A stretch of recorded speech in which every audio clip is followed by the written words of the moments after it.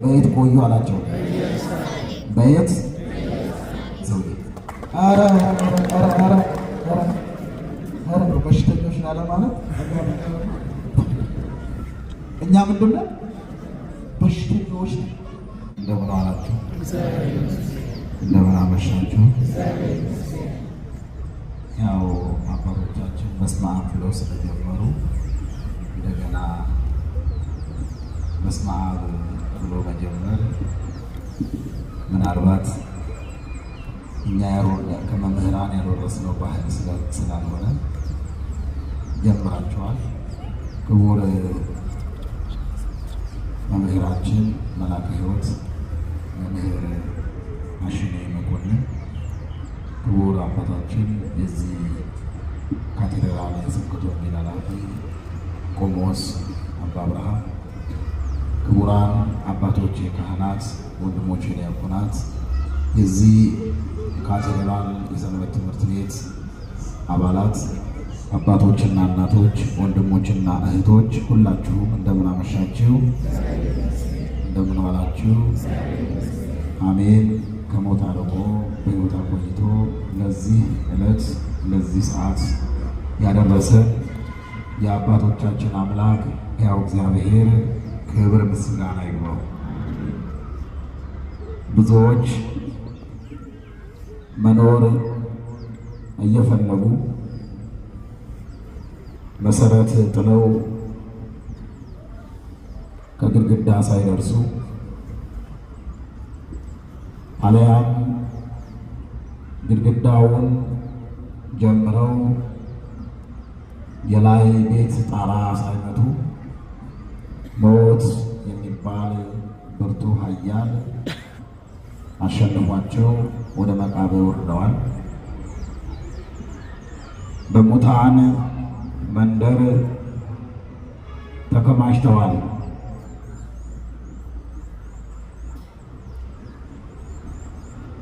እኔና እናንተ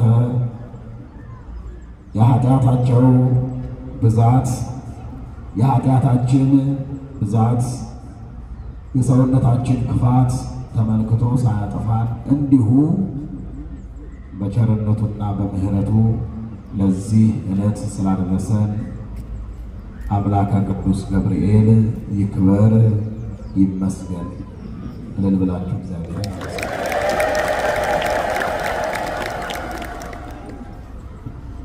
ወበየ ብዙሃ ነገረ ዘነግረክሙ ወባህቱ ይተክሉ ለብቦቶ ጊዜ። የምነግራችሁ ብዙ ነገር ነበረኝ፣ ነገር ግን አሁን አይገባችሁም ይላል የዮሐንስ ወንጌል ምዕራፍ 16 ቁጥር 12 ላይ። እስኪ ሁላችሁም ተናገሩ።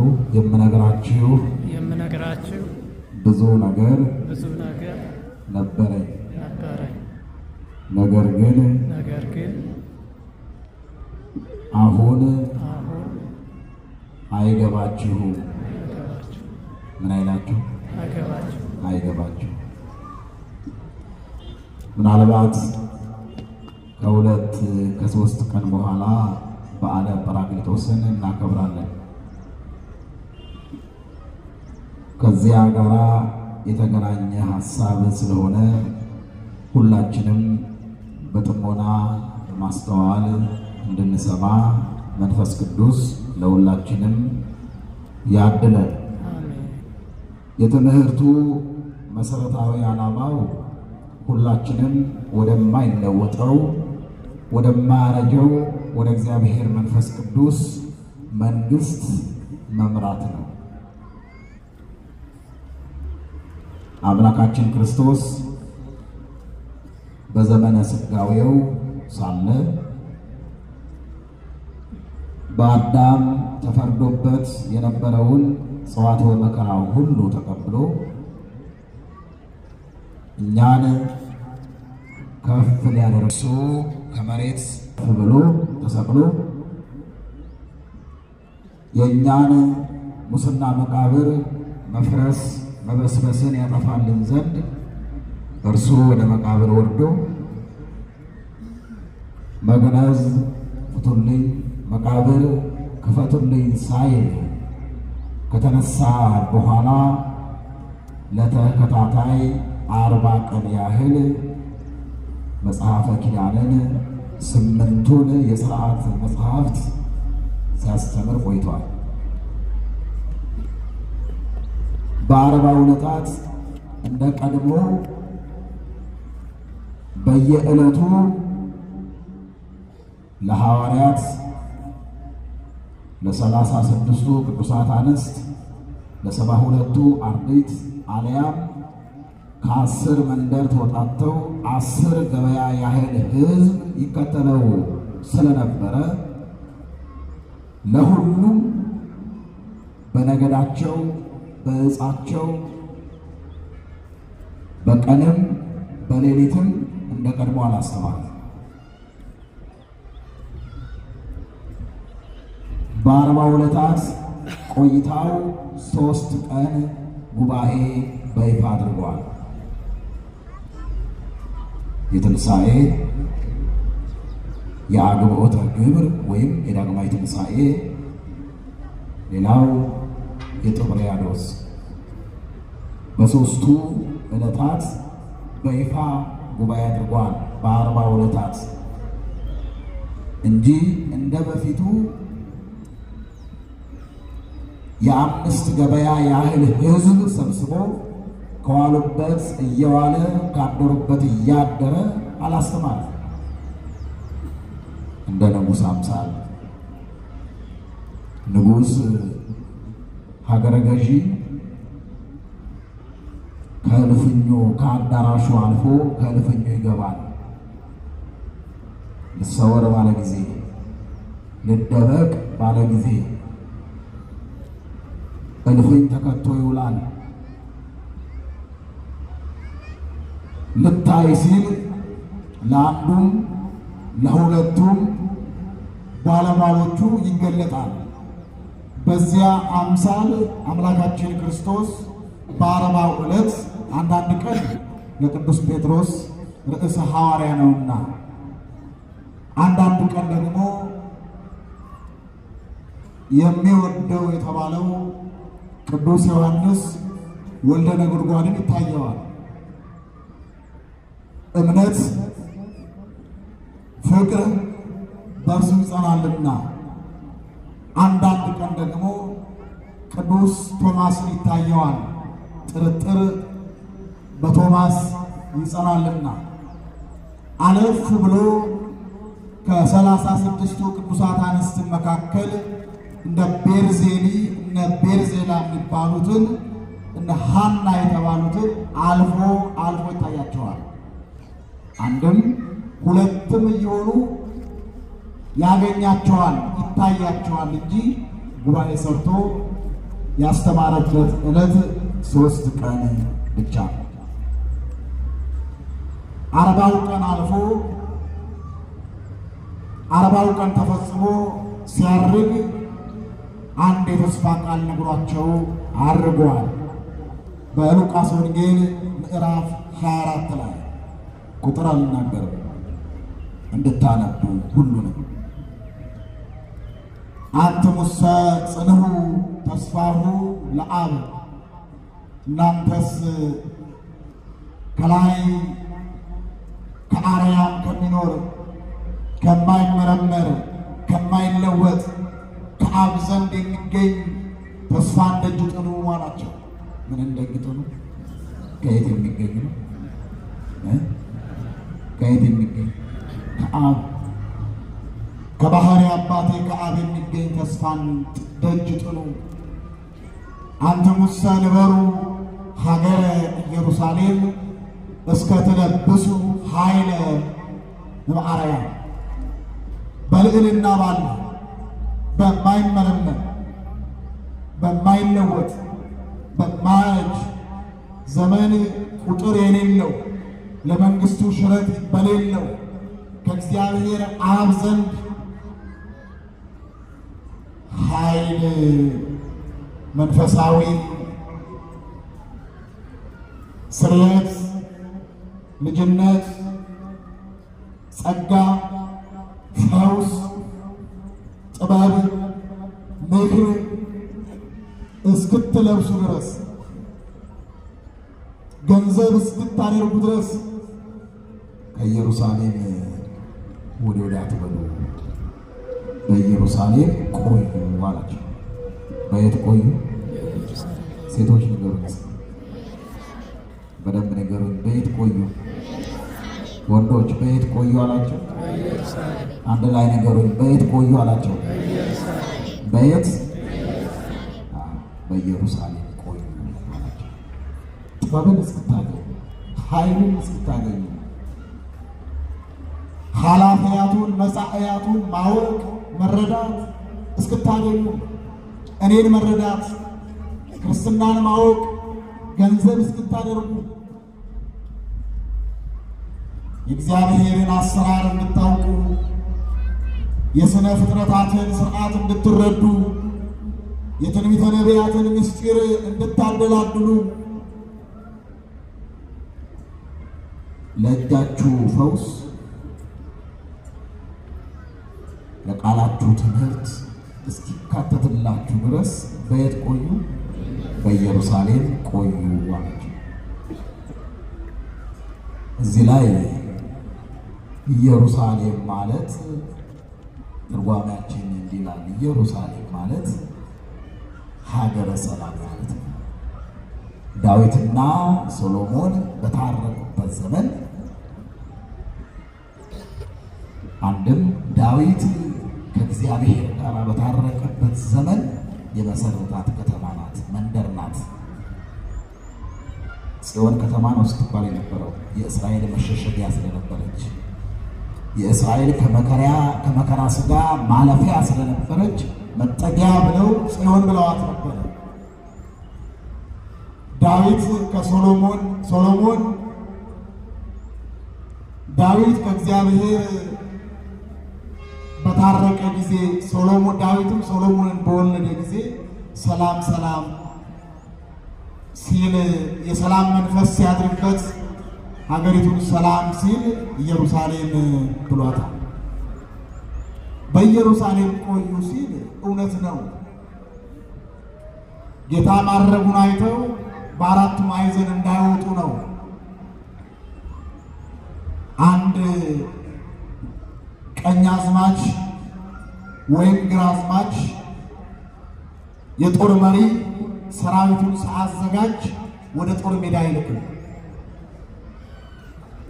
አምላካችን ክርስቶስ ገና አረገ ብለው ከማረጉ የተነሳ ወዲያው ወደ አገልግሎት ተሰማርተው ከአላውያን ነገሥታት ከአላውያን መኳንንት የሚመጣባቸውን ፍጥጫ፣ ግልምጫ ያን ተመልክተው ተስፋ እንዳይቆርጡ መንፈሳዊ ትጥቅ እንዲታጠቁ መንፈስ ቅዱስ እስኪወርድ ድረስ ጠብቁ ብሏቸዋል። ከሀገር አንጻር ከቦታ አንጻር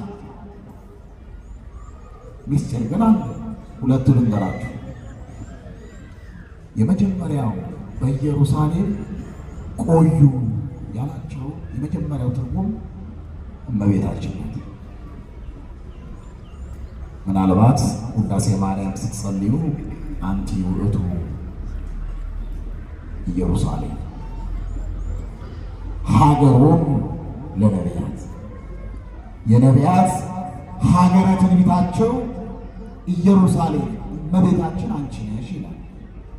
እመቤታችን ኢየሩሳሌም ናት። ኢየሩሳሌም የሰላም ሀገር፣ የሰላም ከተማ፣ የሰላም መንደር ማለት ነው። እመቤታችንም የሰላም መገኛ ናት።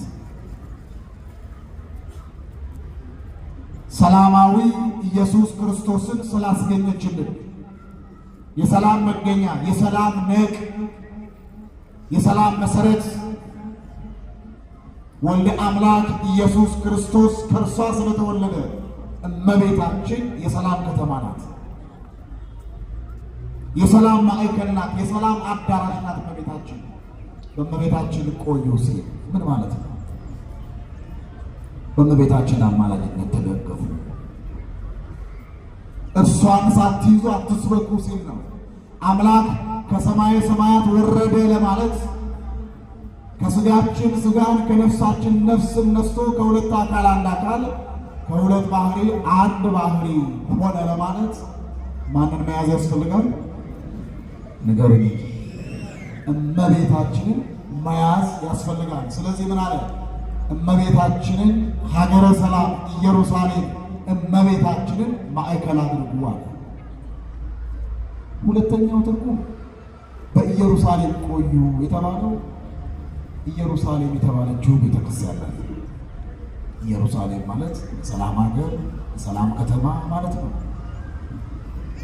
ቤተክርስቲያንም እንዲሆናት ሰላም ያጣው ሰላም ያገኝባት፣ የተረበሸው የሚረጋጋባት፣ በዓለም አሰራር ልቡ ቆስሎ ደምቶ የመጣውን የእግዚአብሔርን ልጆች የምታረጋጋ ስፍራ አማናዊት ኢየሩሳሌም ቅድስት ቤተክርስቲያናችን።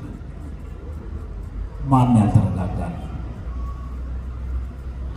ትዳሩ የዘመመበት፣ የዕለት ምግብ ያጣ፣ በረከት የራቀው፣ ሰላም የራቀው፣ ከራሱ ጋር መስማማት አቅቶት የሕይወትን ጣዕም የሕይወትን ትርጉም ባለመረዳት የሚቅበዘበዘውን ትውልድ ቅፍ ድግፍ አድርጋ የምታረጋጋዋ ቅድስት ቤተክርስቲያን ናት።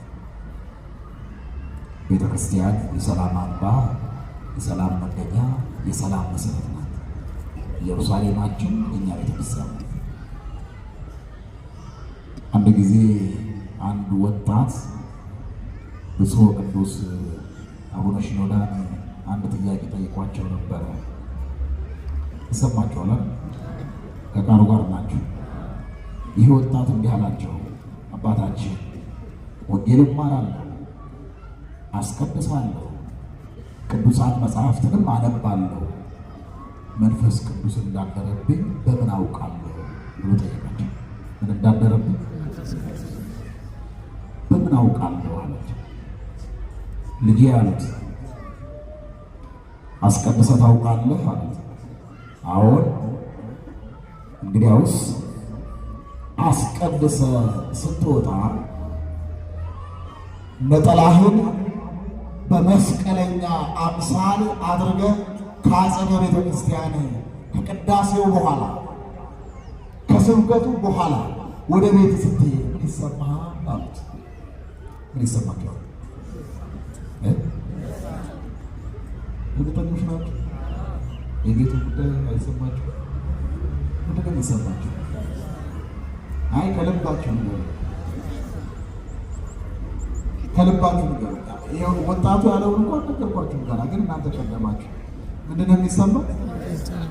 ደስታ ማለት ደስ የሚል አይደል? አይደለም ማስቀድሰን አይደለም የቅዳሴው መዓዛ አግኝቶ ከቅዱሳን ህብረት ጋራ ሱታፌ አድርገን ምስጢራትን ተካፍለን አይደለም። እንዲሁ ከቤተ ክርስቲያን ሰዎች አስቀድሰው ሲወጡ ነጭ ነጠላቸውን አይተን ተመልክተን ደስ ይላል ይላል። እንዲህ አላቸው አባታችን፣ ደስ ይለኛል አላቸው። የማላውቀው የደስታ ስሜት በውስጤ ላይ አለ፣ ውስጤ ይፈካል፣ ውስጤ ይረጋጋል አላቸው። አየህ ልጄ መንፈስ ቅዱስ አድሮብሃል ማለት ነው ማለት ነው። ክብር ምስጋና ለእግዚአብሔር። መንፈስ ቅዱስ አድሮብሃል አሉት። ምክንያቱም የመንፈስ ቅዱስ ፍሬ አንዱ ደስታ ስለሆነ። ምን ስለሆነ? ደስታ። ቅዱስ ጳውሎስ እንዲህ ብለዋል፣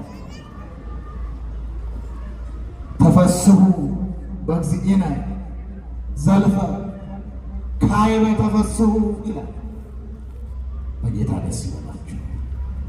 ደግሜ እላለሁ፣ ምን ይበላችሁ? ደስ ይበላችሁ። ክርስቲያኖች የመንፈስ ቅዱስ ማደሪያዎች ነን። የመንፈስ ቅዱስ ማደሪያዎች ከሆን ደግሞ እኛ ምንድነን? ደስተኞች። ለዛ ነው ሰማዕታት ወደ ደም ሲሄዱ፣ ባህታውያን ወደ ዱር ሲሄዱ፣ ልምላሜ ዕፅ ነቃማይ ከሌለበት ድምፀ አራዊት ግርማ ሌሊት ካለበት ሲሄዱ፣ ቅዱሳን መላእክት ወደ ምስጋና ሲሄዱ፣ ምእመናን ከፍትወታት እኩያት ኃጣው ጋራ ሲጋደሉ በተጋድሎ ደስ ይላቸዋል። ክርስትና የደስታ ማዕከል ስለሆነ አንዳንድ ሰዎች አሉ በቃ ፊታቸው የማይፈታ ሁሌ ከሌሊቱ 6 ሰዓት የሚመስል ፊት። ክርስትና ያ አይደለም። ክርስትና ወገኖቼ ፊት ማጨማደድ አለ። ክርስትና ቁጣ አይደለም። ክርስትና ነገር ማብላላት አይደለም። ክርስትና ውስጥን ማሳመን አይደለም። ክርስትና ከክርስቶስ ደም መፍሰስ የተነሳ ከመንፈስ ቅዱስ መውረድ መገለጥ የተነሳ የሚደረግ መንፈሳዊ ሐሴትን መሞላት ነው። አንድ መነኩሴ ነበረ። ማርሳቅ የሚባል የቤተ ክርስቲያናችን መጽሐፍ አለ። አንድ ወጣኔ መነኮስ ነው። ጸጋ ክብር ይበዛለት ነው እና ሰዎች ይሰድቡታል። አንተ ሌባ ይሉታል፣ አንተ ወንበዴ ይሉታል፣ አንተ ዝሙተኛ ይሉታል። ይስቃል። ከፊቱ ፈገግታ አለ። የእርሱን የክርስትናው እድገት ያልተረዱ አንዳንድ ወንድሞቹ ቀረብ ብለው አባታችን አሉት፣ ሲሰድቡ አትከፋም፣ ፊት ደስተኛ ነው አሉት። ፊት ደስተኛ ነው አሉት። እሱም መልሶ እንዳላቸው ፊቴ ደስተኛ ሆኖ እንዳገኛችሁት ሁሉ በልቦናዬም ደስተኛ ነኝ አላቸው። ለምን አይከፋም ማለት በማይሻር በማይለወጥ በመንፈስ ከመንፈስ ቅዱስ ዘንድ በሚገኝ ሐሴት ልቦና የታትመዋል አላቸው። እኛ ደስተኞች ነን? እየጠየኳቸው እኛ ደስተኞች ነን? ክርስትናችን መንፈሳዊ ሐሴት መንፈሳዊ ደስታ እንድንዋሃድ አድርጎናል። ጠዋት ሲነጋ ከአዕዋፍ ዝማሬ ጋር መንፈሳዊ ሐሴት እናደርጋለን። መንጋቱን እያሰብን ያ ዕለት ለእኔና ለእናንተ ስጦታ ውድ ሀብት እንደሆነ ተገንዝበን ደስ ይለናል። መንፈሳዊ ሐሴት እናደርጋለን። ሙሉ ሰውነታችን ስላልጎደለ መተንፈስ ስለቻልን ንጹሕ አየር ስላገኘን ወገባችን ታስሮ እጅ እግራችን ተሸብሽቦ ሳይገኝ ሙሉ አካል ይዘን በመንቃታችን መንፈሳዊ ሐሴት እናደርጋለን።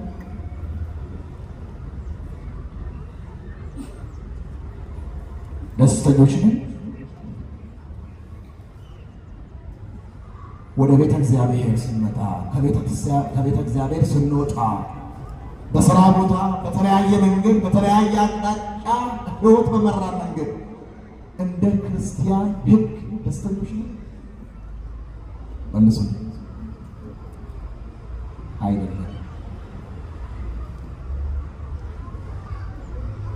አይደለም።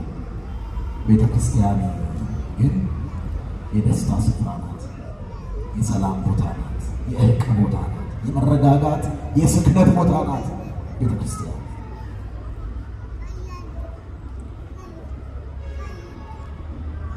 እዚህ ቆዩ ሙሴ፣ ቤተ ክርስቲያን ቆዩ። ከቤተ ክርስቲያን አትራቁ። ምስጢራት ከሚቀርብበት፣ ወንጌል ከሚነገርበት፣ ቅዱሳን መላእክት ለክብረ ሥጋ ወደሙ እንደ ግንድ ተረብርበው እንደ ሻሽ ነጥፈው ከሚገኙበት፣ ታላላቅ አባቶች ጸሎታቸውን ከሚያሳርጉበት፣ ከእግዚአብሔር ማደሪያ ኢየሩሳሌም ከምትባል ከቤተ ክርስቲያን አትራቁ ሲል ብዙ ሰዎች አሉ ስጋዊ ደማዊ ነገር አይተው ዓለማዊ ስራ በቤተ ክርስቲያን አካባቢ ሲሰራ ተመልክተው የካህናቶች ጭቅጭቅ አይተው አልያም ከሚሰሙት ከሚያዩት አንጻር አይደለም ቤተ ክርስቲያን ውስጥ መግባት በሩቅ የቤተ ክርስቲያንን ጉልላት ማየት የሚያስጠላቸው ክርስትናው በአፍንጫዬ ይውጣ የሚሉ የካህናትን መስቀል አንሳለምም የመነኮሳትን እጅ አንሳለምም ብለው ከቤተ ክርስቲያን የራቁ ከኢየሩሳሌም የተለዩ ብዙ ሰዎች አሉ። ብዙ እልፍ ሰዎች አሉ። ከእናንተ በላይ እኔ ስለማውቅ አሁን እንኳን ሰሞኑ በአብይ ጾም መካከል ስም አልጠቅስም መካከላችሁ ሊኖር ስለሚችል በደንብ እንድትሰሙ ስለምፈልግ እንድትማሩበት ስለምፈልግ እዚሁ መንበረ ጸባዖት ቅድስት ሥላሴ ካቴድራል አለ። ሥጋው ደሙ ሲወርድ ያው ስብከት ትምህርት ይሰጣል። ለማስተማር ወደ ፊት ለፊት እንመጣለን፣ እንታያለን። አንዱ ሊቆርብ ሲመጣ ይቸዋል። ነጭ ለብሶ ነጭ ተጎናጽፎ ቀርቦ አይቼዋለሁ፣ ተመልክቼዋለሁ። ምን እንዳየ አላውቅም። እኔ ደነበር ከሥጋው ደም ዙፋኑ ጋር ቀርቦ ፊቱን አዝሮ ተመለሰ ሳይቀበል። ሰውነቱ ሲለዋወጥ፣ ጉልበቱ ሲብረከረክ ነጭ ላም ነው የሚባለው። ትክክለኛ ላም አይደለም። የተለየ ላም በግንባሩ ሲወጣ ይቻላል።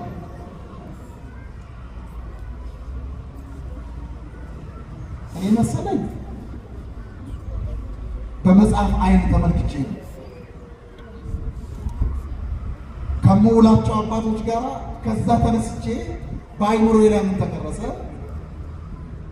ሥጋው ደግሞ ነበልባላዊ እሳት ሆኖ ተገልጦ ፈርቶ ነው ብዬ አሰብኩ።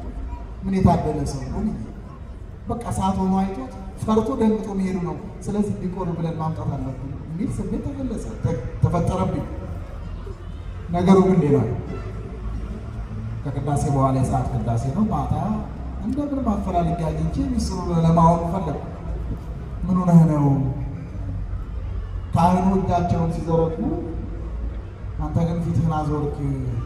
የታየ ነገር አለ ወይስ ሥጋው ደግሞ ነበልባላዊ እሳት ሆኖ ሲገለጥ አየ ወይስ የእሳት ብልጭ ታየ? ምንድን ነው ሚስጥሩ ብዬ ጠየቅኩት። አይ እንደዛ አይደለም አለ። እና ምንድን ነው? አንድ ኃጢአተኛ ሰው አይቼ አንድ ኃጢአተኛ ካህን ፊት ለፊት አየውና እሳቸው በገቡበት መቅደስ እሳቸው የነኩ ሥጋው ደግሞ አልቆርብም ብዬ ነው የተመለስኩት አለ። አጨብጭቡለት የሰው ልጅ።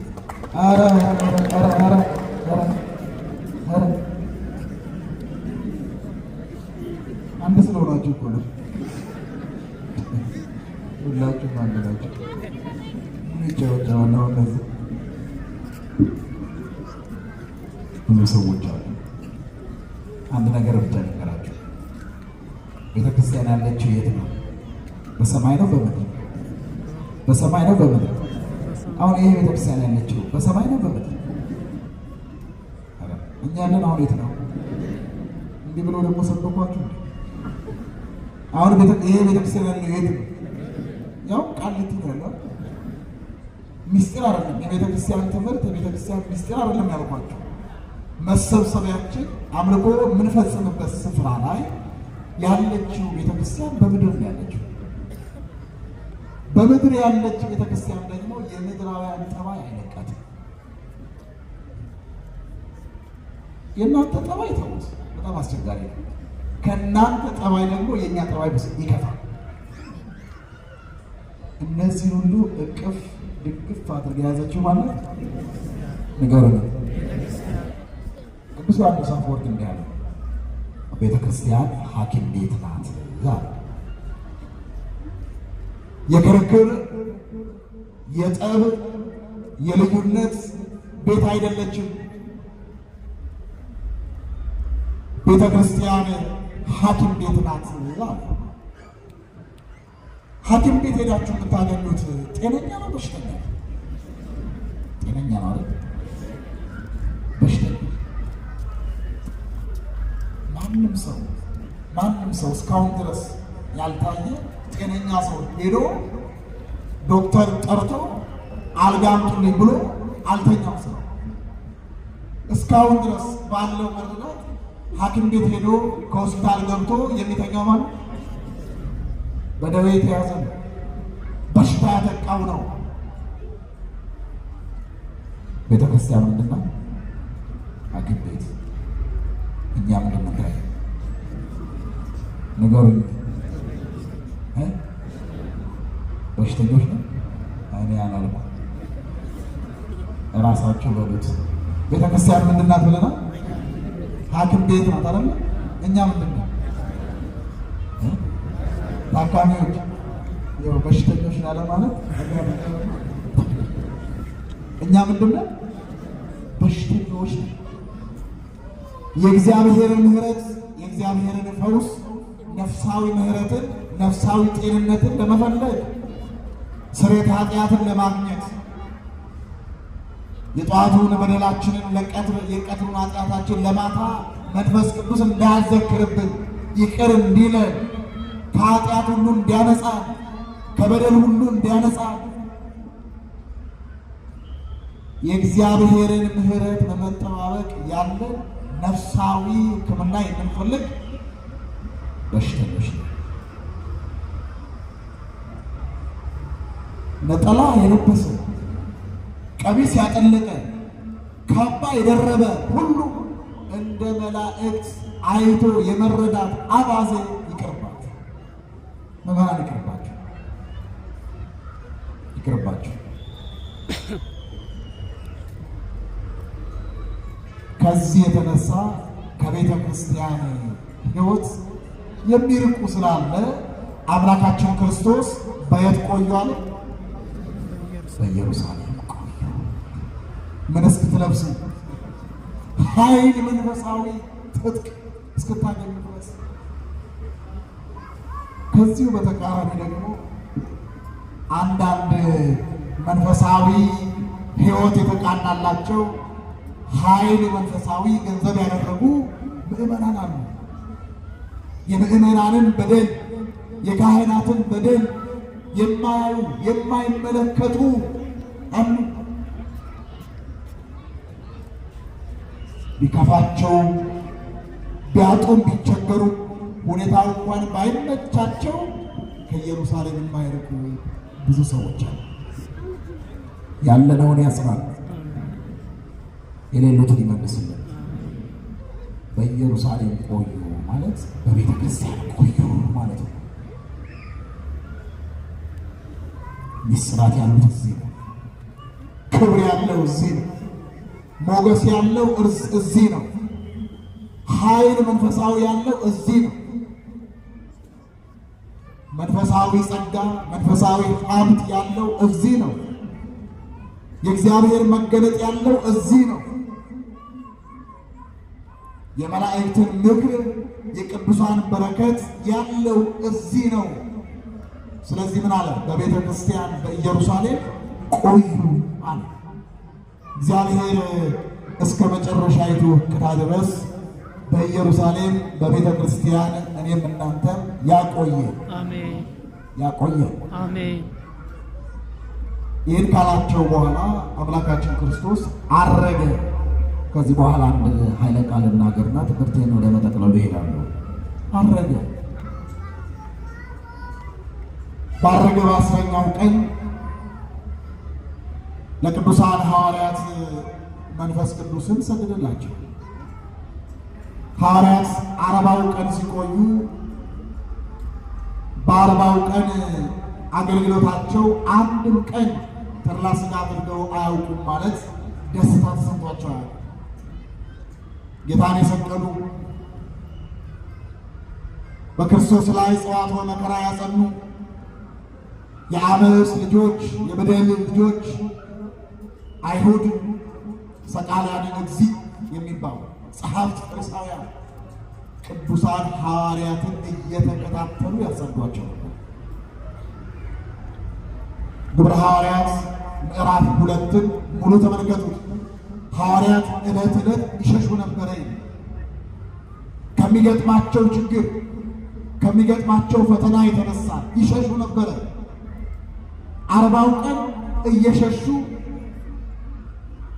መከራ እየተቀበሉ የመከራው ጽናት ሳይንባቸው ደግሞ ከማርቆስ እናት ቤት በጽርሐ አርያም ተሰብስበው 120 ቤተሰብ ጸሎት ያደርጋሉ።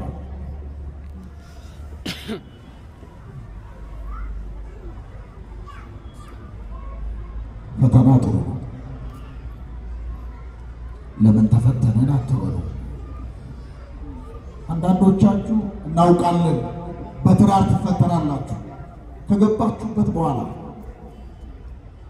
ነጭ የመሰላችሁ እንደ ወተት ነጭ የመሰላችሁ ትዳር እንደ ጨለማ ሲጠቁር፣ እንደ ማር የጣፈጠ የመሰላችሁ ትዳራችሁ እንደ እሬት የመረረባችሁ ነው። ፈተና ነው። ተስፋ እንዳትቆርጡ።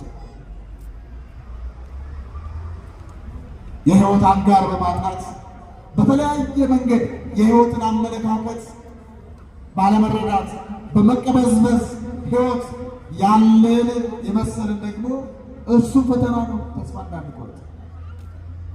ኪሳችን ባዶ ቢሆን ያሰብነው ባይሳካ የሞላው ቢጎድል የቀናው ቢጠም እርሱም ፈተና ነው። ተስፋ እንዳትቆርጡ። አምላካችን ክርስቶስ በዮሐንስ ወንጌል ምዕራፍ 16 ላይ እንዲህ ብለዋል። ወበዓለ ንሰ ሀለወክሙ ሕማመ ትርከቡ፣ በዓለም ሳላችሁ መከራ አለባችሁ ብለዋል። ምን አለባችሁ? መከራ። ንገሩኝ እስኪ። ምን አለባችሁ? መከራ አለባችሁ። በየት ሳላችሁ? በዓለም። መሬት ማለት ምን ማለት ነው? ፋይል ማለት ነው። ፋይል ማለት ምን ማለት ነው? ፍርሃት፣ ረዓብ፣ ድንጋጼ፣ ሐውክ ማለት ነው። በዓለም ሳላችሁ ማለት በዚህ ምድር ላይ ሳለን ድንጋጼ አለ፣ ፍርሃት አለ፣ ደዌ አለ፣ ሕመም አለ። በዓለም ሳላችሁ መከራ አለባችሁ። ነገር ግን አይዟችሁ አይዟችሁ እኔ ዓለምን አሸንፌዋለሁ። በሌላኛው አንቀጽ በዮሐንስ ወንጌል ምዕራፍ 14 ቁጥር 1 ላይ በመከራ ማዕበል ለሚናወጡ ፈተና ለበዛባቸው ልባቸው ለሚርድባቸው ሁሉ እንዲህ ሲል አባታዊ ምክር ሰጥተዋል። ኢይደንግሥክሙ ልብክሙ ብሎ ልባችሁ አይደንግጥባችሁ። የፈለጋችሁትን አታችሁ፣ የተመኛችሁትን ተቸግራችሁ፣ ልባችሁ አይደንግጥባችሁ። እመኑ በእግዚአብሔር ወእመኑ በየ፣ በባሕሪ አባቴ በአብ እመኑ፣ በእኔም እመኑ። ኢይትሃወክ ልብክሙ፣ ልባችሁ አይታወክ፣ ልባችሁ አይታወክ። ግድ የለም ፊታችሁን ፈጋ አድርጉት፣ መከራውን እርሱት፣ ፈተናውን እርሱት፣ እግዚአብሔር ላይ ጣሉት። ለእግዚአብሔር የሚሳነው ነገር አለ? ንገሩኝ እንጂ የለም። ችግሩ እኛ በሕይወታችን የገጠመንን ፈተና መጣል አናውቅም፣ ማስቀመጥ እንጂ መጣል መርሳት አናውቅም። ሁል ጊዜ አንድ ነገር ከያዘን አንለቅም። በሚገባችሁ ልንገራችሁ። ትዳር ፈላጊ አንድ ጎረምሳ ወይ አንድ እህት የትዳር ጉዳይ አይምሮዋን ተቆጣጥሮት ይሆናል ወይም ተቆጣጥሮት ይሆናል። ለሁሉ ጓደኞቻቸው ሲያገቡ በቤተ ክርስቲያን አይ እኔንም አረስተኛ ይላል። አንዳንድ ጊዜ በቤተ ክርስቲያን በሚደረጉ መንፈሳዊ ትሩፋቶች የአንዳንዶች ለቅሶና ዋይታ የኔ ጉዳይ አልተፈጸመም ከሚል የተነሳ ነው። ሐሳባችንን እግዚአብሔር ላይ እንጣለው። ፍላጎታችንን ሙሉ ለእግዚአብሔር እንተወው። እግዚአብሔር ያውቃል እንበል። የጠመመው ትዳር ከናንተ ሐሳብ ከናንተ ምክር ከናንተ በላይ ከሆነ ማን ይወቅ? እግዚአብሔር ይወቅ በሉ። ቤቱ ከጠመመ፣ ኢኮኖሚ ከጎደለ፣ የጤና ችግር ካለ፣ እንዳሰብነው ሳይሳካ ከቀረ ለሁኔታው ማን ያውቃል እንበል? እግዚአብሔር ያውቃል እንበል። አብርሃምን ላስታውሳችሁ። እግዚአብሔር መስዋዕት ሰዋለው። ሰዋልኝ ያለው መስዋዕት ግን የበግ አይደለም፣ የጊደር አይደለም፣ የላም አይደለም። ያልተለመደ መስዋዕት ነው ሰዋልኝ ያለው። ያው የሚወደው ልጁን የሚያፈቅረው ልጁን በእርጅና ያገኘውን ልጁን ይስሐቅን ሰዋልኝ ያለው። አብርሃም ይስሐቅን ልሰዋህ ነው አላለው። እንዴት ያለ ደግ አባት፣ ብሩህ አባት! ሕይወቱ ሙሉ፣ ሐሳቡ ሙሉ፣ ፈቃዱ ሙሉ ለእግዚአብሔር የሰጠ ደግ አባት ነው አብርሃም። እንጨት አስይዞ፣ ቢላ አስይዞ፣ እሳት አስይዞ ልጁን ይስሐቅን ወደ ሞሪያ ተራራ ይዞት ሄደ። ከማዕከለ ደብር ማለት ከተራራው ግማሽ ላይ ሲደርሱ ይስሐቅ ጥያቄ ጠየቀ። ብላቴናው ይስሐቅ ምን ብሎ? ዕፀ ሬኢ እንጨት አያለሁ፣ መጥማይተ ሬኢ ቢላማ ያለው፣ ወእሳተ ሬኢ ለመስዋዕቱ መቀቀያ የሚሆን እሳትም አያለው። አይቴ በግቡ ለመስዋዕት ኦ አባ አለ። አባዬ የመስዋዕቱ በግ ወዴት አለ አለ። አሁን የዚህ መልስ ምንድን ነው? በጋን የመስዋዕት በጋን የለም። የታለ መስዋዕት? የምናቀርበው መስዋዕት የምንከብርበት መስዋዕት ከእግዚአብሔር ጋር በረድኤት የምንዋህድበት መስዋዕት፣ የበጉ መስዋዕት፣ የጊደሩ መስዋዕት ወዴት አለ ብሎ ጠየቀ ይስሐቅ። ከባድ ጥያቄ ነው እውነት። አብርሃም አለ ወመስዋዕቱ የአምር እግዚአብሔር፣ የመስዋዕቱ ነገር እግዚአብሔር ያውቃል። ማን ያውቃል? ንገሩኝ። የምኑ ጉዳይ? የመስዋዕቱ። አብርሃም አሁን መልሶለታል ማለት ነው። አብርሃም መልሶለታል? አልመለሰለትም። የጨነቀው ሰው፣ የተቸገረ ሰው፣ ጉዳዩ ከራሱ በላይ የሆነበት ሰው ጤንነት ቢሉ የመጨረሻ፣ ትዳር ቢሉም የመጨረሻ፣ ከጭንቀት አፋፍ ከሞትና ከሕይወት አፋፍ ዳር የቆመ ሰው የሚናገረው ንግግር ነው። እግዚአብሔር ያውቅ። ከባድ ጸሎት ነው። አብርሃም ስላልመለሰለት ዮሐንስ መጥምቅ ግን መለሰለት። ምን ብሎ? እነሆ በኩሩ ዘያትት ወያሴስል ኃጢአት አለ። አንተ ይስሐቅ ይላል ዮሐንስ መጥምቅ። አንተ ይስሐቅ የመስዋዕቱ በግ ወዴት ነው ብለህ አብርሃምን ጠይቀኸዋል። እነሆ የዓለሙን ሁሉ ኃጢአት የሚያርቅ የእግዚአብሔር በግ እነሆ ብሎ ዮሐንስ መጥምቅ ለይስሐቅ ዘመናትን ተሻግሮ በአጸደ ነፍስ ላለው ይስሐቅ ይነግረዋል። አብርሃም አልመለሰለትም ነው። የመስዋዕቱ በግ ወዴት ነው ብለሃል? አብርሃም እግዚአብሔር ያውቃል ቢልህን ከዘመናት በኋላ ከብዙ ዘመናት በኋላ እነሆ የመስዋዕቱ በግ ይሄ ነው። ጥፍሩ አልዘረዘረም፣ ጸጉሩ አላረረም፣ ቀንዱ አልከረከረም። እነሆ የዓለሙን ሁሉ ኃጢአት በትከሻው ላይ ተሸክሞ በማእከለ ምድር በቀራንዮ በሞሪያ ተራራ ላይ የሚሰዋው በግ ይሄ ነው።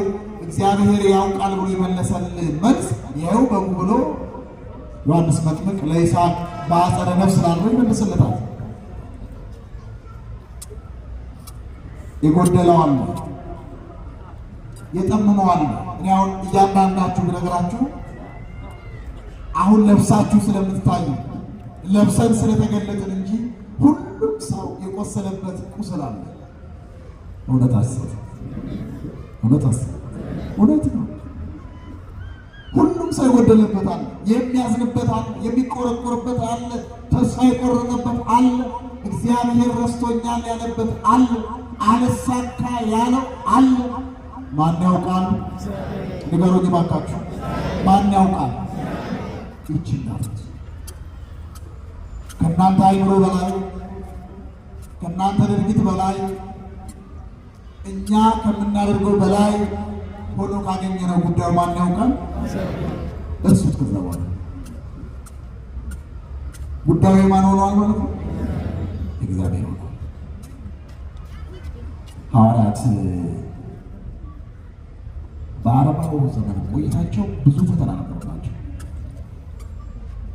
ላሳጥረውና ባረገ በ10ኛው ቀን እንዘ ጉቡአን እሙንቱ ውስተ አሐዱ ቤት በአንድ ቤት ተሰብስበው ሳለ በማርቆስ እናት ቤት ጽርሐ ጽዮን በሚባለው አዳራሽ 120 ቤተሰብ እመቤታችንን ዙፋን አድርገው መንበር አድርገው እየጸለዩ ሳለ ወረደ መንፈስ ቅዱስ በአምሳለ እሳት ወነፋሳት። በሩን ሳይከፍቱለት ከላይ ጣራውን ሳያነሱለት እሳቱ ግድግዳውን ሳይበላው ጣራውን ሳያቃጥለው የተከፋፈለ ላንቃ ሆኖ መንፈስ ቅዱስ እነሱ ላይ ወረደ አለ። እመቤታችን በመካከላቸው አለችና እንደምታውቁት እመቤታችን ከ120 ቤተሰብ አትቆጠርም። 120 ቤተሰብ ምሕረት ፈላጊ ነው። 120 ቤተሰብ 72ቱ አርድእት 36ቱ ቅዱሳት አንስት 12ቱ ይሁዳ እንኳን ወጥተዋል። 11ዱ ሐዋርያት ምሕረት ፈላጊዎች ናቸው። ገና ለስብከተ ወንጌል ያልወጡ ገና ለጋ ክርስቲያኖች ነበሩ። እመቤታችንን በመሃል አድርገው ይጸልዩ ነበረ። እመቤታችን ያለችበት ቤት መንፈስ ቅዱስ አለ። እመቤታችንን የያዘ ሰው የመንፈስ ቅዱስ ማደሪያ ይሆናል። የእመቤታችን የቅድስት ድንግል ማርያም ውዳሴዋን ከቅዳሴዋ ቅዳሴዋን ከውዳሴዋ የሚያደርስ ሰው ማህደረ መንፈስ ቅዱስ ነው። የመንፈስ ቅዱስ ማደሪያ ነው። የሉቃስ ወንጌል ምዕራፍ 1 ከቁጥር 39 ጀምራችሁ ስትመለከቱ ላሳጥረው እመቤታችን ቅድስት ድንግል ማርያም ዘመዷ ኤልሳቤጥ አርግዛለች ብሎ መልአኩ ነገራት። መካን ሲሏት፣ አትወልድም ሲሏት፣ አርጅታለች ደሟ ደርቋል ሲሏት፣ ፊቷ ጠውልጓል ሲሏት፣ ኤልሳቤጥ እንኳን አርግዛለች ጸንሳለች ብሎ መልአኩ ለእመቤታችን አብስሯት ነግሯት ነበረ። ዘመድ አይደሉም፣ ቤተሰብ አይደሉም። እመቤታችን ኤልሳቤጥን ለመጠየቅ ወደ ተራራማው ሀገር ወደ ኤፍሬም ከተማ ወደ ዳዊት ሀገር ሄደች ይላል መጽሐፍ ቅዱስ። ወበጽሐት ቤተ ዘካርያስ ከዘካርያስ ቤት ደርሳ በሩቅ እንደ ደፋር ልጅ በስርዓት እንዳላደገ ዋልጌ ዘላ አልገባችም ሰው ቤት። ከሩቅ ሆና ከበሩ ከአጥሩ ሆና የኤልሳቤጥ ብላ ተጣራች። እመቤታችን ለሰው ቤት እዛው ተውላ ይገባል። ባልና ሚስት የሆኑ እንደሆነ ግብር ይዘው ሊሆን ይችላል። መነኮሳት፣ ካህናት፣ ጳጳሳት የሚሆኑ እንደሆነ ጸሎት ላይ ሊሆኑ ይችላሉ። ዘው ተብሎ ግን አይገባል። ምልክት ይሰጣል። እጅ መስፋት፣ በር መምታት ሃይማኖታዊ ስርዓት ነው። የኤልሳቤጥ አለቻት ከሩቅ ወሶበ ሰማት ኤልሳቤጥ ቃላ ለማርያም አንፈርአፀ እጓል በውስተ ነፍሳ። ቀጥታ ኤልሳቤጥ የእመቤታችንን ድምፅ ስትሰማ መንፈስ ቅዱስ አደረባት ይላል መጽሐፍ ቅዱስ። ማን አደረባት? የማን ድምፅ ስትሰማ? የእመቤታችን ኤልሳቤጥ የሚለውን ቃል ኤልሳቤጥ ስትላት የሰላምታዋን ድምፅ በሰማችበት ቅጽበት ወንጌላዊ ሉቃስ ምን አለ? ወመልአ መንፈስ ቅዱስ ላዕለ ኤልሳቤጥ፣ ያን ጊዜ ወዲያው በኤልሳቤጥ ላይ መንፈስ ቅዱስ መላባት ይላል። ድምጿን ማሰምታ ከፍ ብላ ተናገረች አለ። ምክንያቱም መንፈስ ቅዱስ ያደረበት ሰው ይመሰክራል።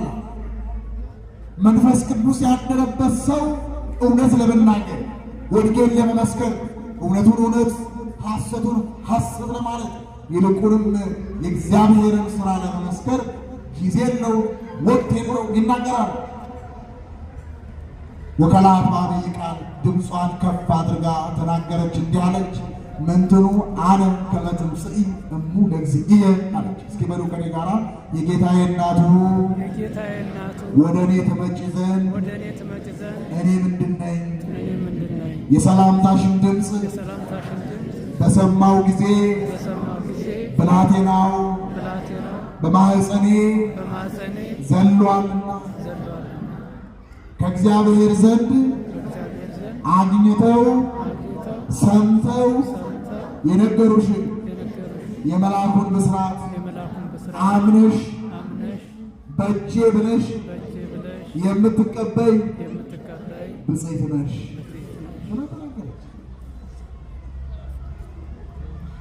ኤልሳቤጥ መንፈስ ቅዱስ ያደረባት የማን ሰላምታ ሰምታ ነው? ንገሩኝ። የማን ሰላምታ ሰምታ? የእመቤታችን። የእመቤታችን ውዳሴዋን ስትጸልዩ፣ ቅዳሴዋን ስታደርሱ የመንፈስ ቅዱስ ማደሪያ እንሆናለን። ለምን? የአምላክ እናቱ ስለሆነች። ለምን? የመንፈስ ቅዱስ ማደሪያ ስለሆነች፣ ግምጃ ቤቱ ስለሆነች፣ እልፍኙ አዳራሹ እመቤታችን ስለሆነች። ክብር ምስጋና ይግባት ለእመቤታችን። እመቤታችን በመካከል አድርገው ሐዋርያት የጸለዩት ይህን ምስጢር ያውቃሉ። እሷን ከያዙ መንፈስ ቅዱስ ባረጀ ሰውነት ያድራል። ሰዎች እናቶች ወልዳችሁ ከማዕረግ የደረሳችሁት እኛም ተምረን ለወግ ለማዕረግ የደረስነው በማን ይመስላችኋል? በእመቤታችን በድንግል ማርያም ነው። ድንግል ማርያም ባለችበት መንፈስ ቅዱስ አለ። ድንግል ማርያም ካለችበት የእግዚአብሔር እገዛ አለ። እመቤታችን ድንግል ማርያም ባለችበት ተአምራት አሉ። እመቤታችን ቅድስት ድንግል ማርያም ባለችበት በረከት አለ፣ ጸጋ አለ፣ መትረፍረፍ አለ። እንዳትጠራጠሩ። የኦሪቱ ነቢይ በዘመኑ ሰማይን 3 ዓመት ከመንፈቅ የዘጋው በኤልዛቤልና በአክዓብ ኃጢአት ምክንያት ሕዝቡን ሁሉ በረሃብ የቆላው ያ የቴስቢያዊው ሰው ስሙ ማን ነበረ? ኤልያስ። ኤልያስ ወደ ሱራፕታዋ መበለት ቤት ሲገባ ቤቷ በበረከት ሞላ ሞላ። ንገሩኝ።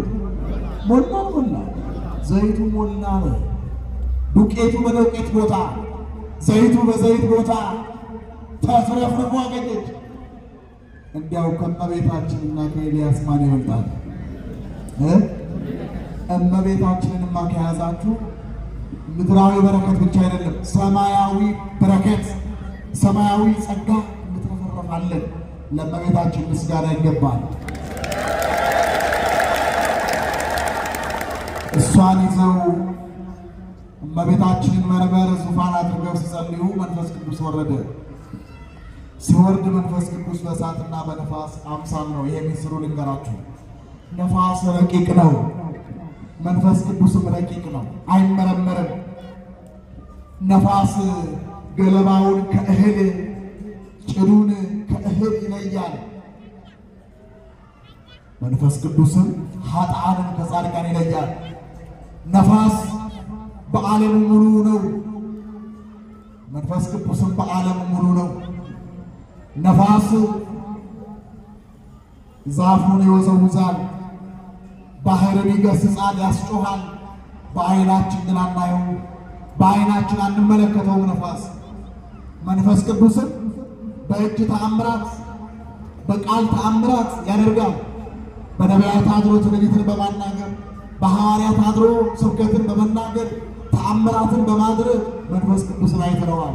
ነገር ግን አንዳስሰው፣ ነገር ግን አናየው። በነፋስ የወረደበት ምስጢር ይሄ ነው። እሳት ኃያል ነው። እሳት ኃያል ነው። መንፈስ ቅዱስም ኃያል እዩን ነው። እሳት እርጥቡን ከደረቅ ለይቶ ደረቁን ያቃጥላል። እሳት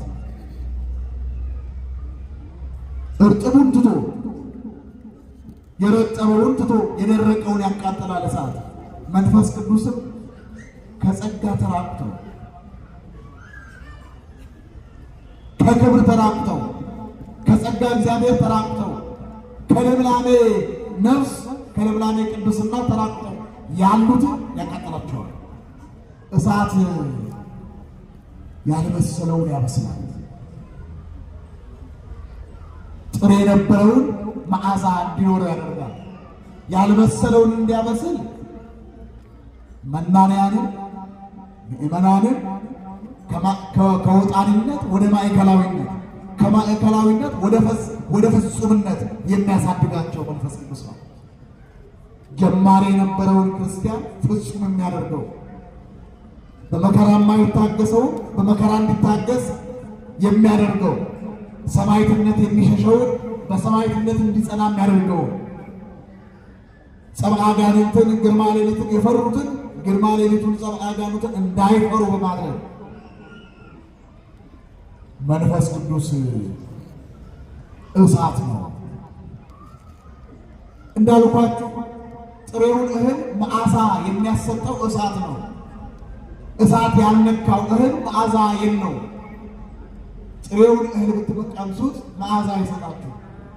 የእህል መዓዛ የሚታወቀው ከእሳት ሲደርስ ነው። በዚህ ዓለም ርኩሰት ሳለ በኃጢአት ሳለ በርኩሰት ሳለ መዓዛ መንፈስ ቅዱስ ይለየናል። ንስሐ ስንገባ ሥጋ ወደሙ ስንቀበል በድያለሁ አጥፍቻለሁ ብለን ከመንበሩ ስር በንስሐ ስንበረከክ መንፈስ ቅዱስ መዓዛ ቅድስና ይሰጠናል። መዓዛ ንጽሕና ይሰጠናል። ታስታውሳላችሁ? አስቀድሰን ስንወጣ የዕጣኑ መዓዛ፣ አስቀድሰን ስንወጣ የቤተ መቅደሱ መዓዛ፣ እሱ የጸጋ ምልክት ነው። እሱ የሰማያዊ ክብር ምልክት ነው። እርሱ የንጽሕና የቅድስና ምልክት ነው። ምዕመናን ከእሳት ያልገባ እሳት ያልነካው እህል መዓዛ እንደሌለ ሁሉ መንፈስ ቅዱስ ያልነካው ክርስትና ሕይወት መዓዛ የለውም ለማለት።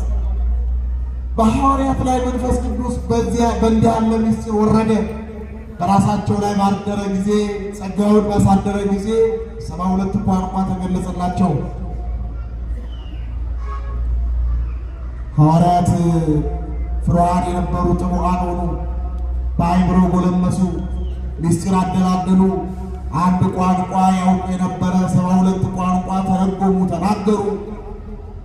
ወተናገሩ በነገረ ሁሉ በሐውርት በአራቱ ማዕዘን ከዳር እስከ ዳር ከጽንፍ እስከ ጽንፍ ሄደው የእግዚአብሔርን መንግሥት ወንጌልን አስፋፉ፣ ተናገሩ ይላል የእግዚአብሔር ቃል መጽሐፍ ቅዱስ።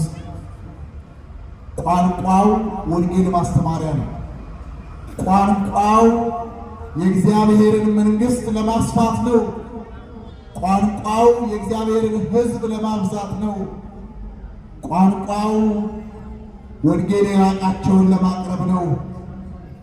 ቋንቋው የእግዚአብሔርን መንግሥት ለተጠሙት ማዳረሻ ነው። የኢትዮጵያ ቤተ ክርስቲያን ቋንቋ ግን ሌላ ቋንቋ ልዩነት። ቋንቋ የጥላቻ የልዩነት የአድመኝነት መሰረት ነው። በእኛ አንድ ጥያቄ ልጠይቃችሁ። ክርስቲያን ብሔር የለውም ከሚሉት መምህራን አንዱ ነኝ። ቅዱስ ጳውሎስ በፊልጵስዩስ መልእክቱ ምዕራፍ 3 ቁጥር 18 ላይ እንዲህ ይላል፣ ንሕነሰ ሀገርነ በሰማይ፣ እኛስ ሀገራችን በሰማይ ነው ይላል። ሀገራችን እንዴት ነው? እንደዚህ ካለ ሐዋርያው ቅዱስ ጳውሎስ እኛ ለምንድን ነው በቋንቋ ተባርነን በሰፈር ተለያይተን የግብር ጥም እንተያየ? መልካም እንደተወለድንበት አካባቢና ሰፈር ጎራ ለይተን ሊሆን ይችላል። የቋንቋ ልዩነት ምልክት ሰጥተነው ኃይለ ቃል እየተወራወርን ሊሆን ይችላል። እኔ አንድ ጥያቄ ልጠይቃችሁ፣ የትምህርት መጠቅለያ እንዲሆን ጋሽ አንድ ጥያቄ ልጠይቁት። አንድ ጥያቄ ልጠይቁት። የት አካባቢ ነው የተወለዱት? እንገሩኛ። ፍራይዞት አይጣለውት አልናገርም። ብሔሮትን አይዞት። የት ነው የተወለዱት? የት ነው የተወለዱት? ጎንደር አማራ ነው አይደለ? በጣም አሁን እርሱ አማራ ነው አይደል? እሺ፣ ነፍሶት ብሔሯ የት ነው? ነፍሶት ብሔሯ የት ነው? የነፍሶት ነፍስ አሉት አይደል? እሺ፣ የተወለዱት ጎንደር ነው አይደል? እሺ፣ በጣም ጥሩ። ነፍሶት የተወለደችው ከየት ነው?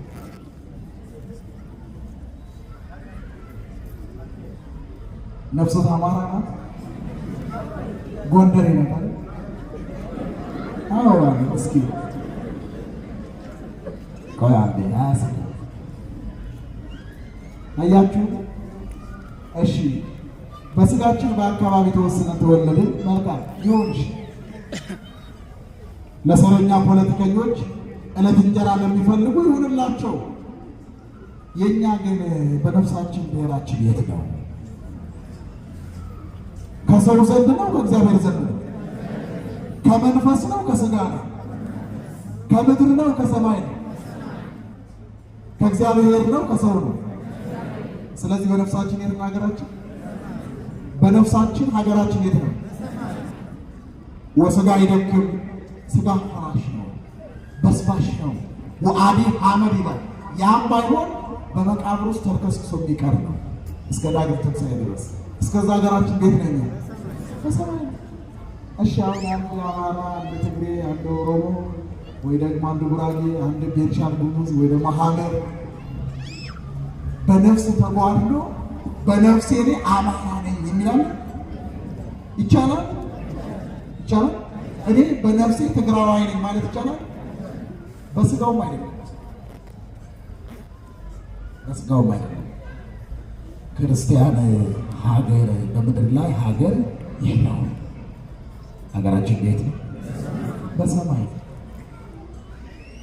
ሐዋርያት ቋንቋውን ለወንጌል አዳረሱበት፣ ወንጌል ሰበኩበት። ሕያው ባህሪ መንፈስ ቅዱስ ከወረደ በኋላ ሁሉም ምስጢር ነገራቸው። ቅድም በመግቢያ ላይ አምላካችን ክርስቶስ ያልነገራቸው ስለነበር ቅድም በመግቢያ ዮሐንስ ወንጌል ምዕራፍ 16 ቁጥር 12 ላይ ምን አለ? ብዙሃ ነገር ስለነገረክሙ የምነግራችሁ ብዙ ነገር ነበር፣ ነገር ግን አሁን አይገባችሁም።